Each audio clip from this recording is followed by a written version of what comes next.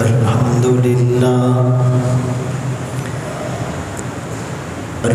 لله وكفى والصلاة والسلام على من لا نبي بعده أما بعد فأعوذ بالله من الشيطان الرجيم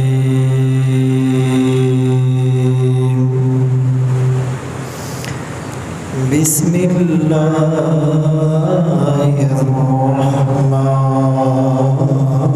الرحمن الرحيم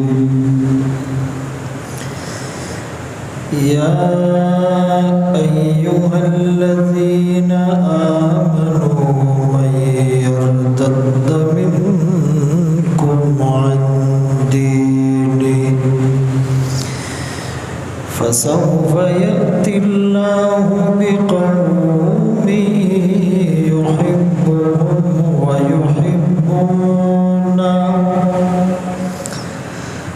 أذلة على المؤمنين أعزة على الكافرين يجاهدون في سبيل الله ولا يخافون لومة لائم وقال النبي صلى الله عليه وسلم قل آمنت بالله ثم استقم أو كما قال عليه الصلاة والسلام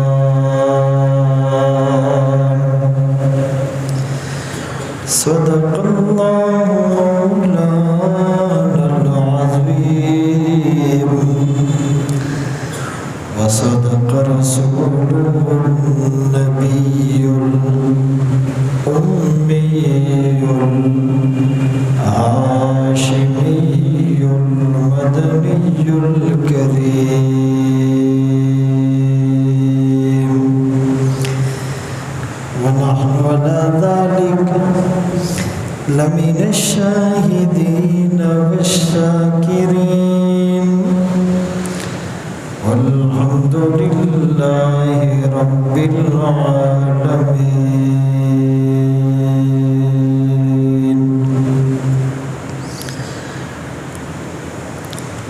ارادے جن کے پختہ ہو نظر جن کی خدا پر ہو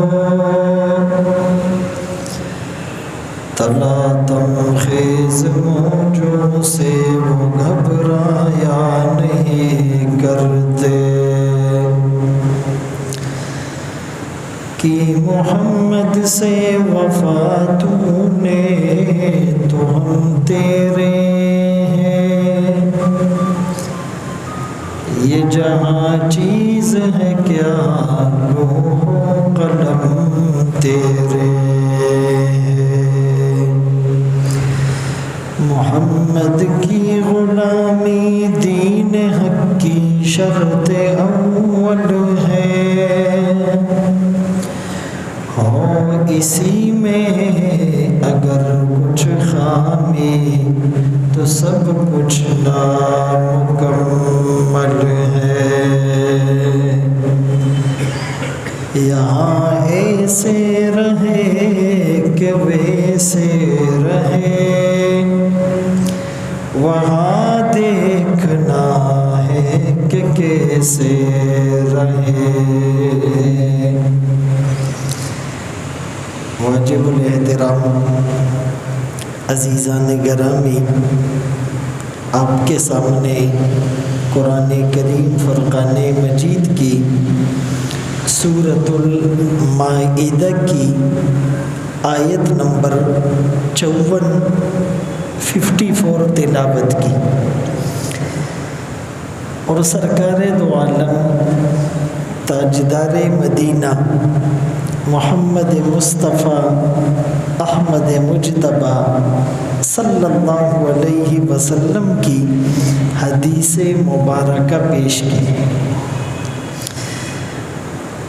آج کی اس آیت کا جو خلاصہ ہے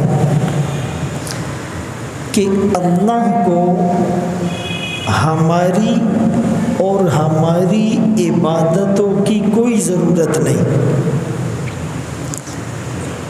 یہ تو بس ایک بہانہ ہے ہمیں نوازنے کا۔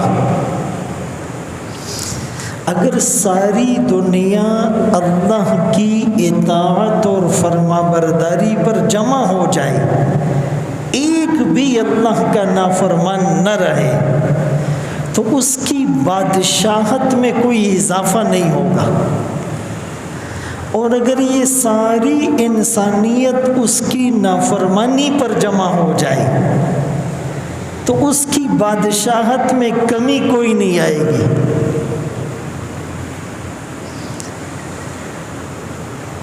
اسی آیت میں ایمان والوں کو خطاب کر کے یہ بات سمجھائی جا رہی ہے، اے ایمان والو، من یرتد منکم عن دینی، جو تم میں سے اپنے دین سے پھر جائے گا، الٹے قدموں چلا جائے گا، روگردانی کر لے گا، انحراف کرے گا، اعراض کرے گا، صرف نظر کرے گا، چشم پوشی کرے گا، آنکھیں بند کر کے پیٹھ پھیر لے گا، تو اللہ دوسری قوم کو پیدا کریں گے اور وہ ایسی قوم ہوگی کہ اللہ ان سے محبت کرے گا، وہ اللہ سے محبت کریں گے۔ ان کی دوسری علامت مومنوں کے لیے ان کے پر جھکے ہوئے ہوں گے، عاجزی ہوگی، اذلۃ علی المؤمنین، اور کافروں کے خلاف وہ سخت ہوں گے، اعزۃ علی الکافرین، اللہ کے راستے میں جہاد کریں گے، یجاہدون فی سبیل اللہ، کسی ملامت کرنے والے کی ملامت کی کوئی پرواہ نہیں کریں گے، ولا یخافون لومۃ لائم۔ یہی مضمون ایک آیت میں یوں بیان کیا، ان یشاء یذہبکم، وہ چاہے تو جھٹکے سے تمہیں ختم کر دے اور تمہاری جگہ دوسری قوم کو لے آئے، وَإِن تَتَوَلَّوْا يَسْتَبْدِلْ قَوْمًا غَيْرَكُمْ ثُمَّ لَا يَكُونُوا أَمْثَالَكُمْ، اور وہ تمہاری طرح نافرمان اور ناشکرے نہیں ہوں گے۔ بألفاظ دیگر یوں بھی کہا جا سکتا ہے کہ اللہ کو وہ لوگ پسند ہیں جو اللہ سے محبت کرنے والے ہوں، مومنوں کے لیے کندھے جھکانے والے ہوں، کافروں کے سامنے سیسا پلائی ہوئی دیوار بننے والے ہوں، راہ خدا میں جان نچھاور کرنے والے ہوں، اور دین پر چلنے میں کسی کی ملامت کی کوئی پرواہ نہیں۔ صحابی رسول کا واقعہ روایات میں موجود ہے، ایک بہت بڑی دعوت میں، سلاطین اور امراء کی دعوت، آج کل کی ٹرمز میں بیوروکریسی کی دعوت تھی، شریک ہیں، لقمہ ہاتھ سے گر گیا، سنت یہ ہے کہ لقمہ ہاتھ سے گرے اور صاف جگہ پر گرے، اور جہاں گرے وہاں پر کوئی تر نجاست نہ ہو، تو اس کو اٹھا کر صاف کر کے منہ میں ڈالنا، یہ سنت ہے۔ اس ایک سنت پر عمل کرنے سے تکبر دل سے نکل گیا، عاجزی دل میں آ گئی، اللہ کے رزق کی قدردانی نصیب ہو گئی۔ تو اس ایک سنت پر عمل کیا تو کسی نے کوہنی ماری کہ یہ لوگ اس کو اچھا نہیں سمجھتے۔ فرمایا اَأَتْرُكُ سُنَّةَ حبیبی لِهَؤُلَاءِ الْحُمَقَاء، کہ میں اپنے حبیب کی سنت کو ان بے وقوفوں کی وجہ سے چھوڑ دوں؟ مجھے ان کی ملامت کی، ان کے اسٹیٹس کو کی کوئی پرواہ نہیں۔ لا یخافون لومۃ لائم۔ اب ایسی قوم جن سے اللہ محبت کرے اور وہ اللہ سے محبت کرے، مفسرین نے لکھا اس کا مصداق صدیق اکبر رضی اللہ تعالیٰ عنہ، کہ جب آقا کے پردہ فرما جانے کے بعد کچھ لوگ مرتد ہو گئے، زکوٰۃ دینے سے انکار کر بیٹھے، زکوٰۃ اور نماز میں فرق کرنے لگے، تو صدیق اکبر رضی اللہ تعالیٰ عنہ نے کیا کہا تھا کہ میں ان کے خلاف جہاد کروں گا، آقا کی سنت مٹے اور صدیق زندہ رہے، ہو ہی نہیں سکتا۔ بعض مفسرین نے لکھا کہ اس سے مراد یمن والے ہیں، وہ دین پہ جمے رہے۔ تیسرا قول، اس سے مراد ابو موسیٰ اشعری رضی اللہ تعالیٰ عنہ کی قوم، اور چوتھا قول اس سے مراد انصار، جنہوں نے مشورے کے دوران کھڑے ہو کر کہا تھا اللہ کے رسول ہم موسیٰ علیہ السلام کی قوم کی طرح نہیں، جنہوں نے موسیٰ علیہ السلام سے کہا تھا اذهب انت وربک فقاتلا انا ہاہنا قاعدون، آپ اور آپ کا رب جا کر لڑیے، ہم تو یہاں انتظار میں بیٹھے ہیں۔ کہ ہم آپ کے دائیں بھی لڑیں گے، بائیں بھی لڑیں گے، سامنے بھی لڑیں گے، پیچھے بھی لڑیں گے، اشارہ آبرو پر آگ میں کودیں گے، سمندر میں چھلانگ لگائیں گے، اولادوں کو قربان کریں گے، مال قدموں میں ڈھیر کر دیں گے، بدن کو زخموں سے چور چور کر کے جان ناموس رسالت پر قربان کر دیں گے۔ اب یہ جو نشانی ہے، یہ نشانیاں ہم میں ہیں تو اچھی بات ہے، نہیں ہے تو خطرے کی بات ہے۔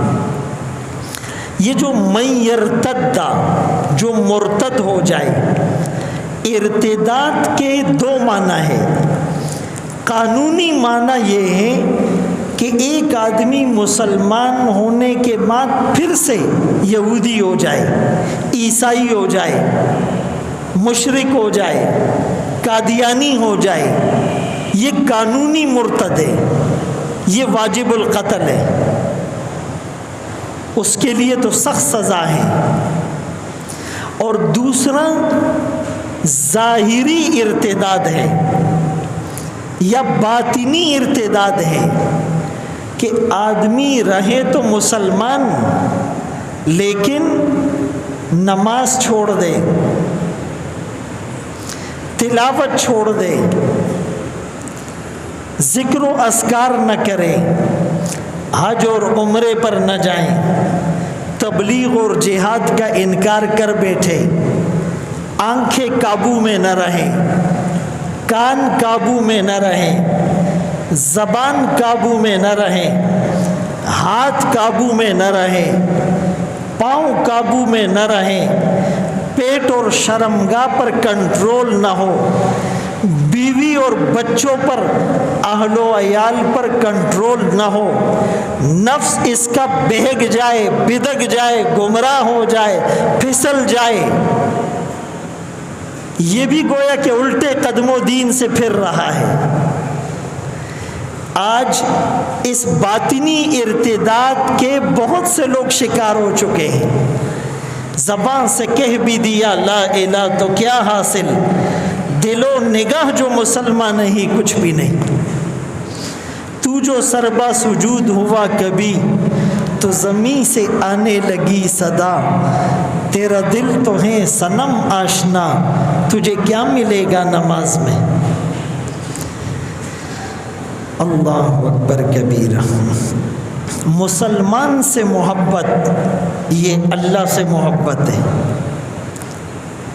شیخ عبداللہ خیاط رحمۃ اللہ علیہ اللہ کے ولی گزرے ہیں، کپڑے سیتے تھے، درزی تھے، تو ایک آتش پرست ان کے پاس کپڑے سلوانے آیا کرتا تھا، تو اس کی اجرت ایک سکہ، تو وہ ہمیشہ کھوٹا سکہ دیتا اور حضرت لے لیتے، اس کو کہتے نہیں تھے کھوٹا سکہ میں نہیں لوں گا۔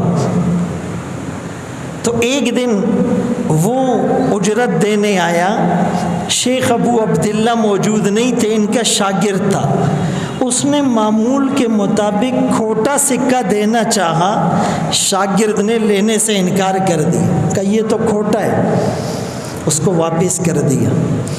بہرحال جب شیخ آئے تو اس نے کہا کہ حضرت میں نے تو اس کو واپس کر دیا۔ حضرت نے پوچھا کیوں؟ تمہیں پتہ نہیں ہے ہر دفعہ وہ کھوٹا سکہ دیتا ہے، میں لے لیتا ہوں اس نیت سے کہ یہ کسی مسلمان کو نہ دے، مسلمان کے ساتھ دھوکہ ہو جائے گا، کسی دوسرے انسان کے ساتھ دھوکہ ہو جائے گا، میں یہ دھوکہ برداشت کر لوں۔ اذلۃ علی المؤمنین، مومنوں کے لیے نرم ہو۔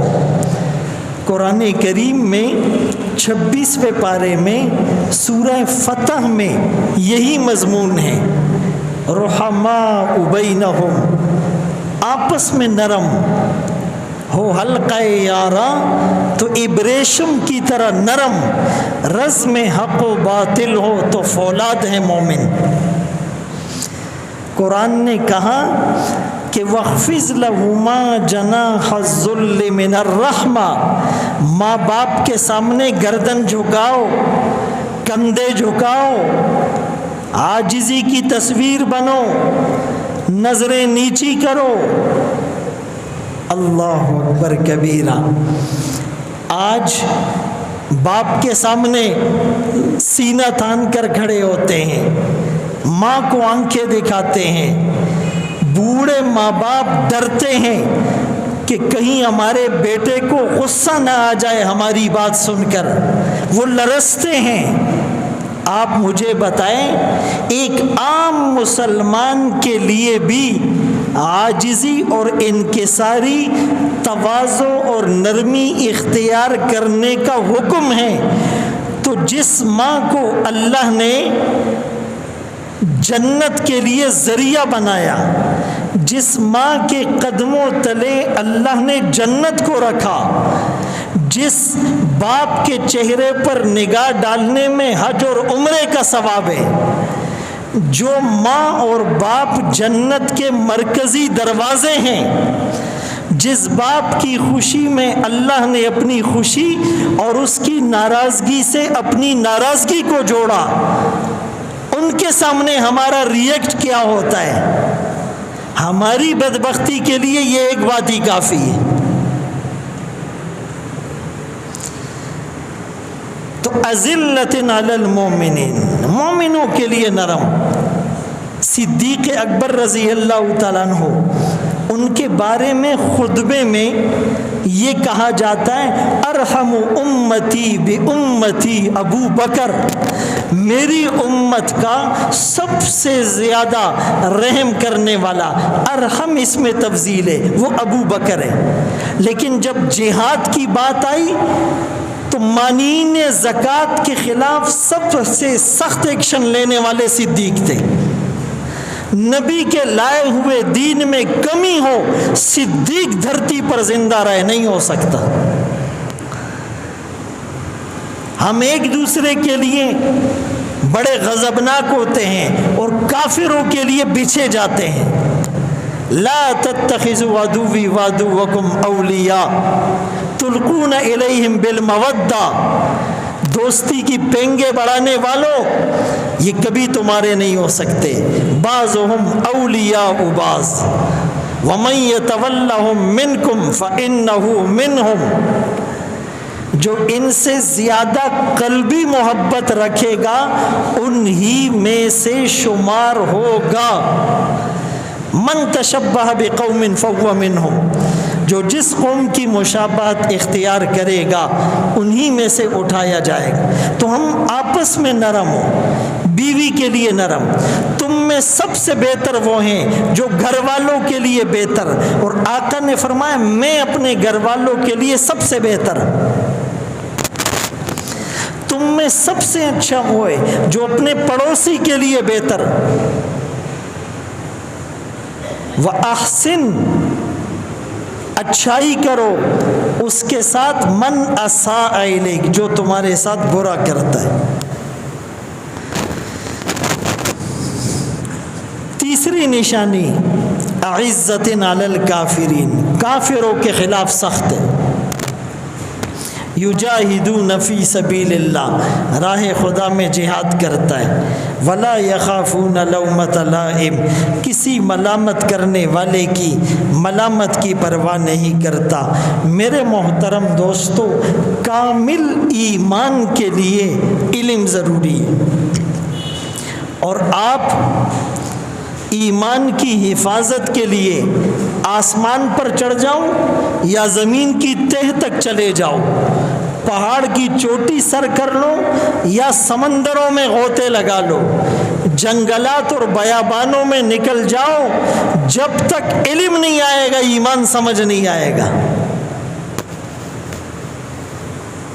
اور علم کے لیے تقوی ضروری ہے.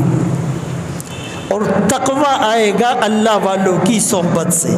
یا ایھا الذین آمنوا اتقوا اللہ وکونوا مع الصادقین. ایمان والو اللہ سے ڈرو اور سچوں کے ساتھ رہو. علامہ آلوسی رحمۃ اللہ علیہ نے لکھا خالطوہم لتکونوا مثلہم. اللہ والوں کے ساتھ رہو تاکہ ان جیسے بن جاؤ. ایک اللہ والے آغا خان ہاسپٹل چلے گئے کسی مریض کی عیادت کے لیے. تو وہ ڈاکٹر ان کو جانتے تھے. انہوں نے کہا جی ہم آپ کو اندر لے جاتے CCU میں اور کسی کو جانے کی اجازت نہیں, آپ کو ہم لے جاتے ہیں, لیکن آپ اپنی چپل اتار کر یہ چپل پہنیں اور اوپر آپ کو ایک کوٹ دیا جائے گا وہ پہنے اور ہاتھوں میں گلوز اور دستانے لگائیں. اور جب سے کرونا آیا ہے تو سینیٹائزر سے ہاتھ بھی دھوئے اور ماسک بھی لگائے. اور جو زیادہ سینسیٹیو ہوتا ہے وہ ہیلمٹ کی طرح شیشہ بھی لگاتا ہے اور باڈی پر کچھ سپرے بھی کیا جاتا ہے. تو وہ کہنے لگے اتنی احتیاط کیوں؟ کہا جی جرمز اور جراثیم سے بچنے کے لیے. تو وہ فرمانے لگے جس طرح دنیا کے جراثیم سے بچنے کے لیے اتنی احتیاط کرتے ہو, کاش گناہوں سے بچنے کے لیے بھی اتنی احتیاط کرتے. یہ جراثیم تو آپ کی جان کو ختم کرے گا لیکن گناہ آپ کے ایمان کو ختم کرے گا, اللہ سے تعلق کو ختم کرے گا, نبی کی شفاعت سے محروم کرے گا, جنت کی نعمتوں سے دور کرے گا, اللہ کی رحمت سے دور کرے گا. تم گناہوں سے بچنے کے لیے بھی اتنی احتیاط کرتے؟ جواب نفی میں آئے گا. تو اسی لیے جب انسان صحبت میں بیٹھتا ہے تو رب کو پہچانتا ہے. اللہ کون ہے, رب کون ہے؟ آپ کہیں گے ہم سب رب کو پہچانتے ہیں.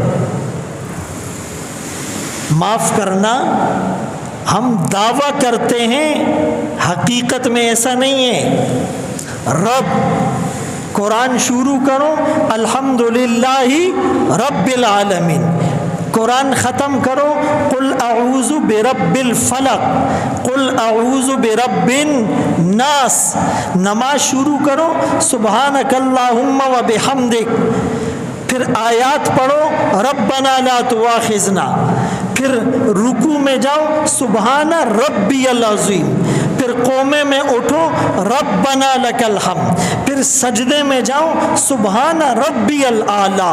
رب رب رب، پالنے والا وہ ہے، کھلانے والا وہ ہے۔ ہم کہتے ہیں پیدا تو اللہ نے کیا، زمین اور آسمان کو اللہ نے بنایا، چاند سورج ستاروں سیاروں کو اللہ نے بنایا، لیکن روٹی میں کماتا ہوں، دکان میں چلاتا ہوں، گھر کا نظام میں چلاتا ہوں، گاڑی میں چلاتا ہوں، بڑی بڑی چیزیں تو اللہ نے بنائی، چاند سورج کو اللہ نے پیدا کیا، لیکن روٹی میں کما کر دیتا ہوں، بڑے پاپڑ بیلے ہیں میں نے، یہ میرے خون پسینے کی کمائی ہے، میں نہیں ہوں گا تو تمہیں پتہ چلے گا، میں تبلیغ میں جاؤں گا گھر کیسے چلے گا، میں جہاد میں شہید ہو گیا بیوی بچوں کو روزی کون کھلائے گا، میں اگر ہر وقت مسجد میں بیٹھ جاؤں میری دکان کون چلائے گا۔ میرے بھائی جب تو بستر پر وینٹ پر پڑا ہوگا پھر یہ نظام کون چلائے گا، تو قبر کی تاریک کوٹری میں چلا جائے گا یہ نظام کون چلائے گا، تیرا اسکرو اللہ ڈھیلا کر دیں گے تو پاگل ہو جائے گا یہ نظام کون چلائے گا، تیری کمر جھک، نظر کمزور، منہ سے دانت غائب، ہاتھوں میں لرزہ، پاؤں میں لرزش اور دل کے وال بند ہو جائیں گے تو یہ نظام کون چلائے گا۔ اسی لیے یہ بات کہنی نہیں ہے، اس کو دل میں اتارنا ہے، اور یہ ایسے نہیں اترے گی بس بیٹھے بیٹھے اتر جائے، اس کے لیے اللہ والوں کی نظر ضروری ہے۔ نظر کی حفاظت نظر میں ہے یارو، نہ دولت نہ دنیا نظر میں ہے یارو، نظر نے نظر کو نظر بھر کے دیکھا، نظر سے نظر کو نظر لگ گئی ہے۔ ہم کہتے ہیں جی بچے کو نظر لگ گئی ہے، میری گاڑی کو نظر لگ گئی ہے، ارے کبھی اللہ والوں کی نظر لگا کر بھی دیکھو، دل روشن نہیں ہوا پھر کہنا، آنکھوں میں تاثیر نہیں آئی پھر کہنا، زبان میں مٹھاس نہیں آئی پھر کہنا، نیند میں مزہ نہیں آیا پھر کہنا، تلاوت میں حلاوت نصیب نہ ہو پھر کہنا، تہجد کی توفیق نہ ملے پھر کہنا، ایک ایک گھنٹہ اللہ کے سامنے رونے کی نعمت نہ ملی پھر کہنا، اولاد تو اولاد، جانور اور جنگل کے درندے بھی تیری غلامی نہ کرے پھر کہنا، موت کے وقت فرشتوں کے جرمٹ میں تیرا استقبال نہ ہو پھر کہنا، ذکر میں اللہ کی حلاوت میں ڈوب کر اگر تو گھنٹوں نہ روتا رہے پھر کہنا، ہمارا کام ہے راتوں کو رونا یاد دلبر میں، ہماری نیندیں محو خیال یار ہو جانا۔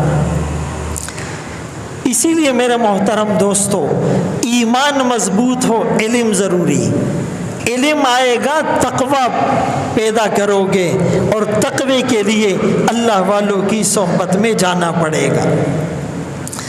جب ایمان مضبوط ہوگا تو پھر ہم یہ نہیں کہیں گے ہماری دعائیں قبول نہیں ہوتی، وہ دروازہ بند نہیں ہوتا، ہم کھٹکھٹانا بھول گئے، ہم غلط دروازہ نوک کر رہے ہیں، مزارات کا، اپنے افسر کا، حکومتی عہدیداروں کا، جو دروازہ کھٹکھٹانا ہے وہ بند ہی نہیں ہوتا، وہاں کھٹکھٹانے کی بھی ضرورت نہیں پڑتی، تم قدم اٹھاؤ گے، ایک بالش چلو گے، شبرن، اللہ کی رحمت ایک گز آئے گی، تم ایک گز آگے جاؤ گے، اللہ کی رحمت 2 گز متوجہ ہوگی، اتانی یمشی، تم چل کر آؤ گے، اللہ کی رحمت دوڑ کر تمہیں سینے سے لگائے گی۔ تیرے کرم سے اے کریم کون سی شے ملی نہیں، جھولی ہی میری تنگ ہے، تیرے یہاں کمی نہیں۔ عطا بن ابی رباح رحمۃ اللہ علیہ تابعی ہیں، اللہ کے ولی ہیں، کتابوں میں لکھا ہے کہ رنگ کالا تھا، ہونٹ موٹے تھے، شاید آنکھوں میں بھی تھوڑا سا کسر تھا، انگلیاں بھی موٹی موٹی تھی۔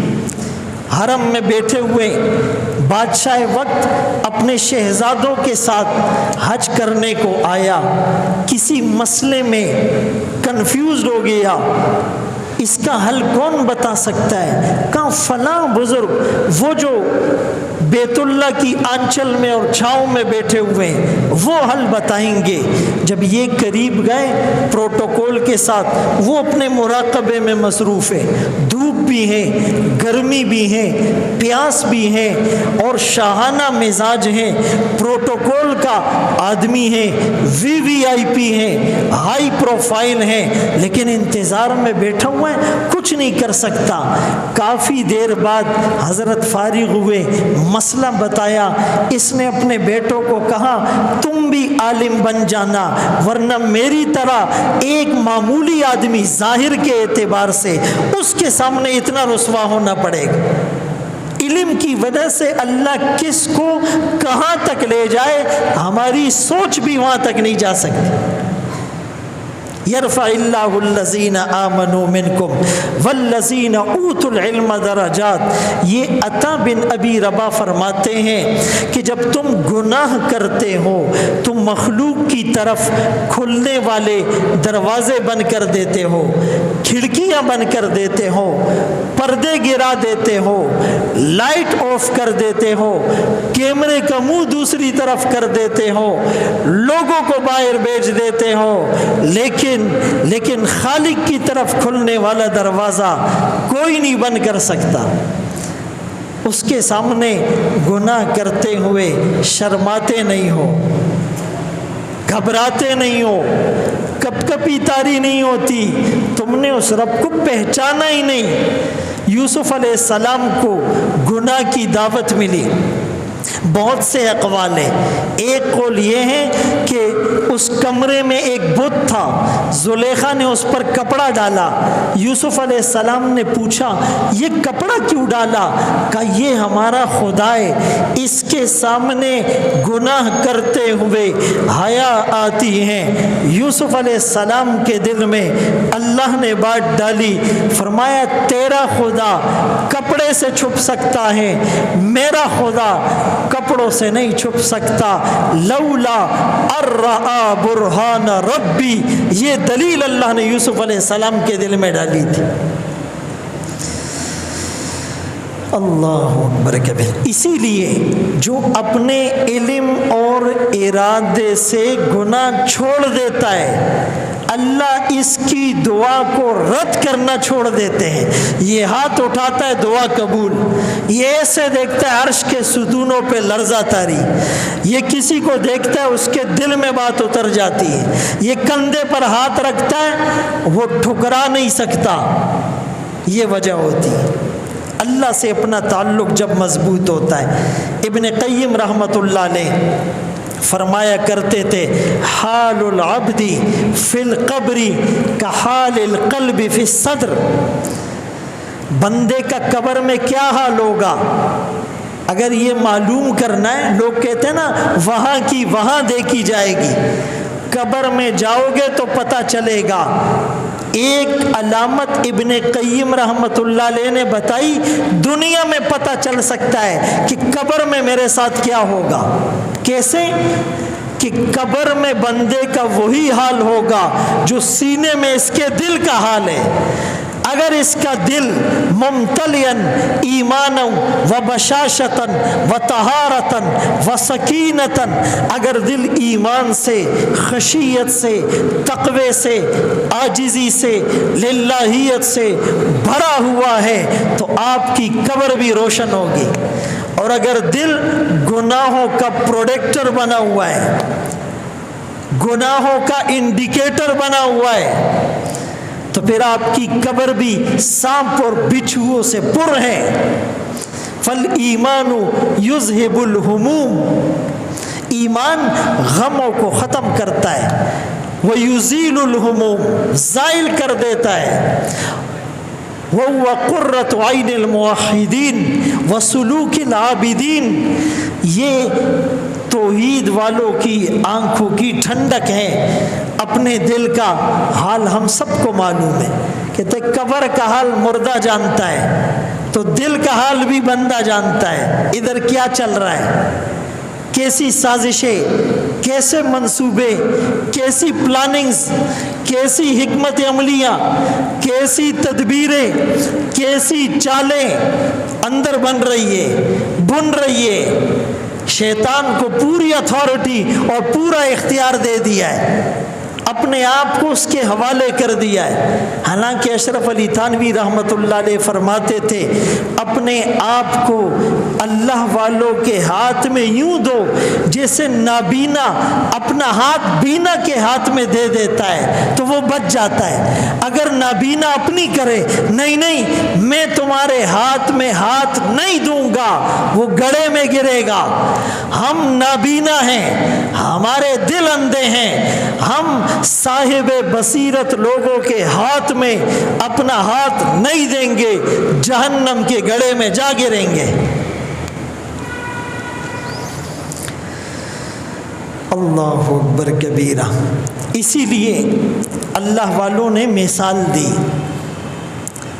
کہ جب دل کو خالی کرو گے غیر سے، غیر کی محبت سے، غیر کے خیالات سے، شیطانی وساوس سے، فیس بک سے، یوٹیوب سے، ہر آدمی جو ٹچ موبائل استعمال کرتا ہے، جس کا واٹس ایپ پر، فیس بک پر، یوٹیوب پر اکاؤنٹ بنا ہوا ہے، وہ آج گھر جا کر تھوڑا سا دیکھے میں کتنے گھنٹے موبائل استعمال کرتا ہوں۔ صبح اٹھنے کے بعد نارمل 15-20 منٹ، پھر ہر 15 منٹ کے بعد ایک سروے کے مطابق دن میں 50 سے 52 مرتبہ آدمی موبائل کو اٹھاتا ہے۔ کسی نے میسج تو نہیں کیا، کسی نے واٹس ایپ پر ویڈیو تو نہیں بھیجی، کسی نے جو ہے وہ فیس بک پر فرینڈ ریکویسٹ تو نہیں بھیجی، کسی نے میل تو نہیں کی،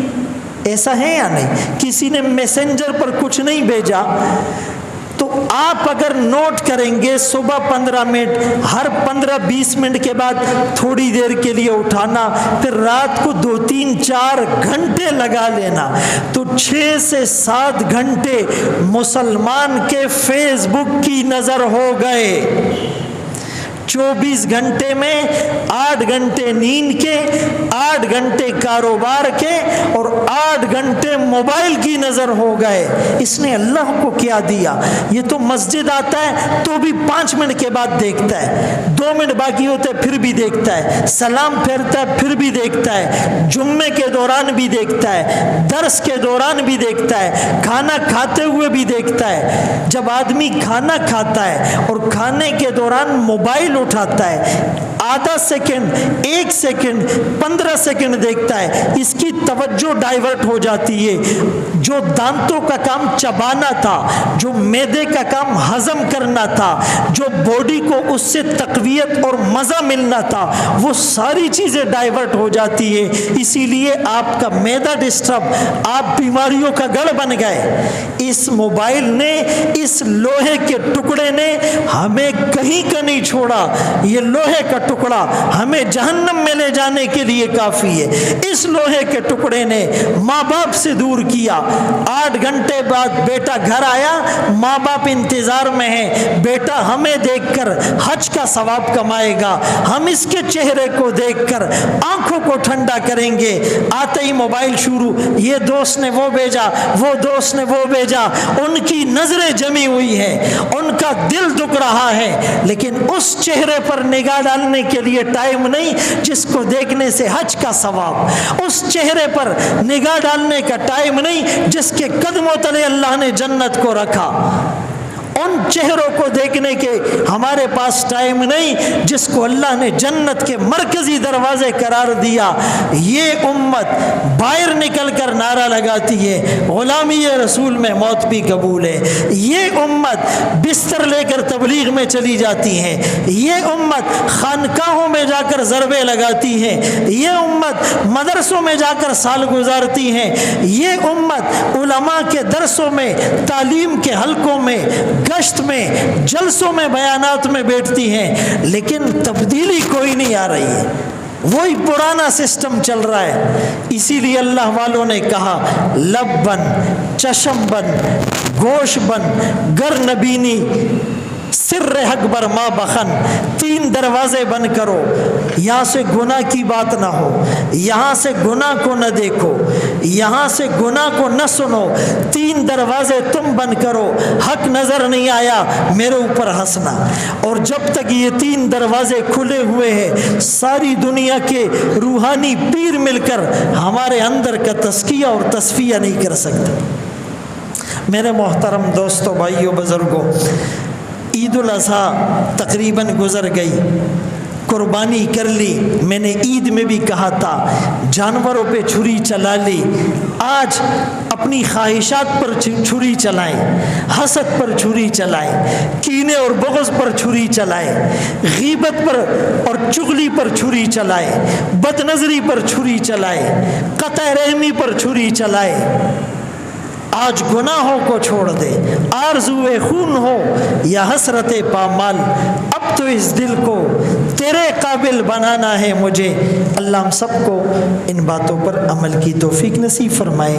وآخر دعوانا ان الحمدللہ رب العالمین۔